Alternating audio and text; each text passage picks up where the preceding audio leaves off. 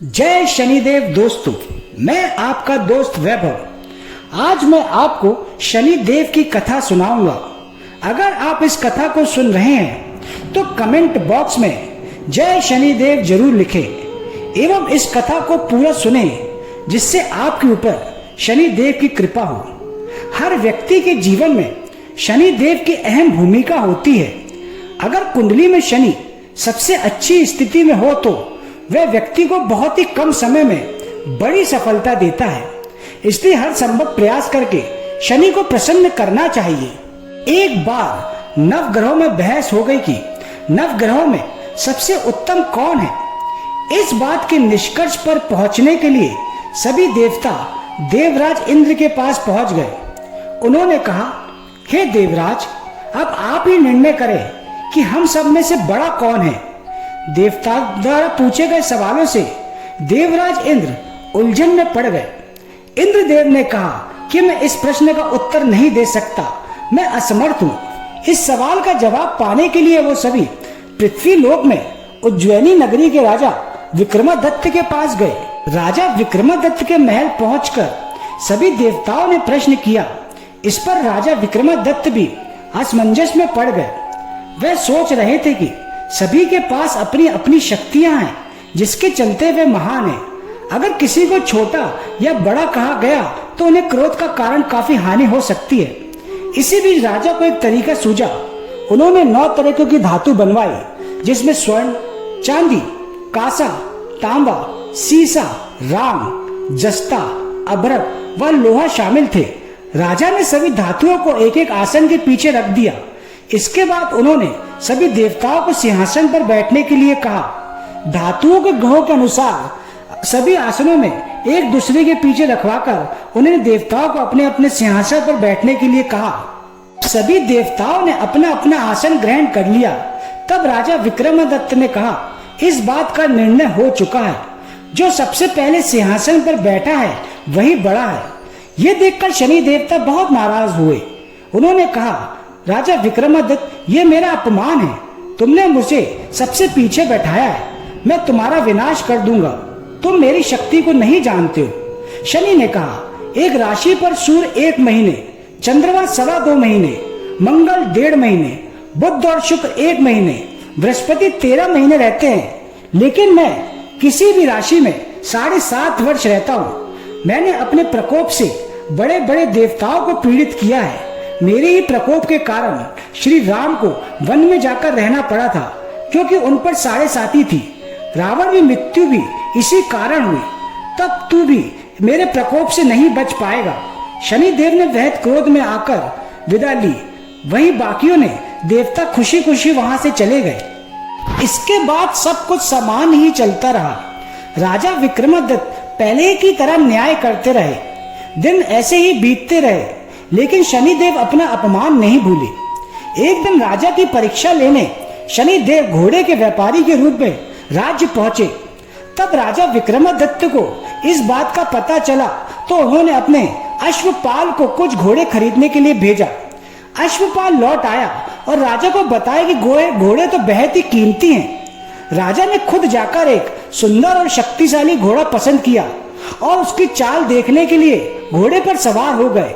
जैसे ही राजा विक्रमादित्य घोड़े पर बैठे, वैसे ही घोड़ा बिजली की रफ्तार से दौड़ पड़ा। घोड़ा राजा को एक जंगल ले गया और वहां जाकर राजा को नीचे गिरा दिया और फिर कहीं गायब हो गया। राज्य का रास्ता ढूंढने के लिए राजा जंगल में भटकने लगा, लेकिन उसे कोई रास्ता नहीं मिल रहा था। कुछ समय बाद उसे एक चरवाहा मिला। भूख प्यास से परेशान उस राजा ने चरवाहे से पानी मांगा। चरवाहे ने उसे पानी दिया और राजा ने उसे अपनी एक अंगूठी दे दी। रास्ता पूछकर राजा जंगल में निकल गया और पास में ही मौजूद एक नगर में पहुंच गया। एक सेठ की दुकान पर राजा ने कुछ आराम के लिए रुका। वहां बैठे सेठ से बातचीत करते हुए उसने बताया कि वे उज्जैनी नगरी से आया है। राजा कुछ देर तक उस दुकान पर बैठा। जितनी देर वो उस दुकान में बैठा, सेठ जी की बिक्री काफी बढ़ गई। सेठ ने राजा को बहुत भाग्यवान समझा। सेठ ने राजा को अपने घर खाने पे आमंत्रित किया। सेठ के घर में एक खूंटी पर सोने का हार लटका था। उसी कमरे में वो राजा को छोड़कर बाहर चला गया। कुछ समय बाद खूंटी उस सोने के हार को निगल गई। सेठ ने विक्रमादित्य से वापस आकर पूछा कि उसका हार कहाँ है। तब राजा ने उसे हार गायब होने की बात बताई। सेठ ने क्रोधित होकर विक्रमादित्य के हाथ पैर कटवाने के आदेश दे दिए। राजा विक्रमादित्य के हाथ पैर काटकर उसे नगर की सड़क पर छोड़ दिया गया। फिर कुछ समय बाद विक्रमादित्य को एक तेली अपने साथ ले गया। तेली ने उसे अपने कोलू पर बैठा दिया। वह पूरा दिन बैलों को आवाज देकर हाँकता था। विक्रमादित्य का जीवन इसी तरह पर यापन होता रहा।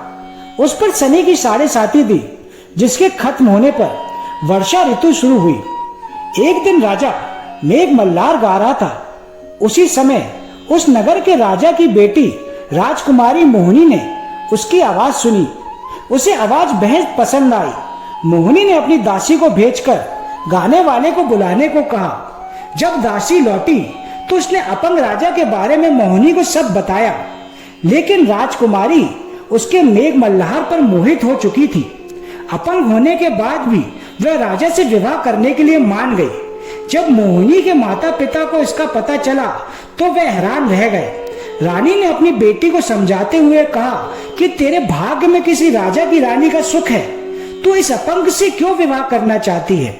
लेकिन समझाने के बावजूद भी राजकुमारी अड़ी रही। जिद को पूरा करने के लिए राजकुमारी ने भोजन छोड़ दिया। अपनी बेटी की खुशी के लिए राजा रानी अपंग विक्रमादित्य से मोहिनी का विवाह करवाने के लिए तैयार हो गए। दोनों का विवाह हुआ और वो तेली के घर रहने लगे। उसी दिन विक्रमादित्य के सपने में शनिदेव आए।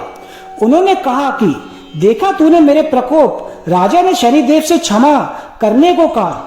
उन्होंने कहा कि जितना दुख आपने मुझे दिया है उतना किसी और को मत देना। इस पर शनिदेव ने कहा, राजा मैं तुम्हारी प्रार्थना स्वीकार करता हूँ। जो कोई व्यक्ति मुझे पूजेगा, व्रत करेगा और मेरी कथा सुनेगा, उस पर मेरी कृपा दृष्टि बनी रहेगी। सुबह जब राजा विक्रमादित्य की नींद खुली तो उसने देखा उसके हाथ पांव वापस आ गए हैं। उन्होंने मनी मन शनिदेव को नमन किया। राजकुमारी की विक्रमादित्य के हाथ पैर देख के हैरान रह गई। तब राजा ने शनिदेव के प्रकोप की कथा सुनाई। जब सेठ को यह बात पता चली तो वो तेली के घर पहुंचा। उसने राजा विक्रमादित्य से उनके पैरों में गिरकर माफी मांगी। राजा ने सेठ को माफ कर दिया। सेठ ने राजा से उसके घर जाकर भोजन करने के लिए कहा।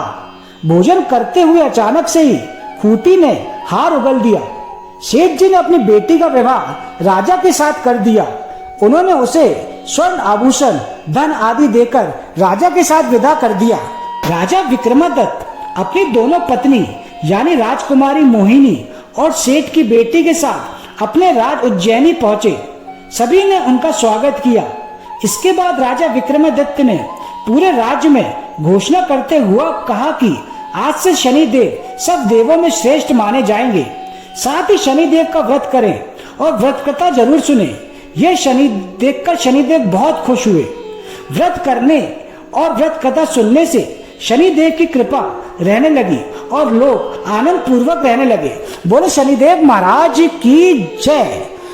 अगर आपको मेरी ये कोशिश पसंद आती है तो मेरे YouTube चैनल को सब्सक्राइब करिए, और अगर आप ये Facebook पे देख रहे हैं तो मेरे पेज को लाइक करिए, शेयर करिए, फॉलो करिए।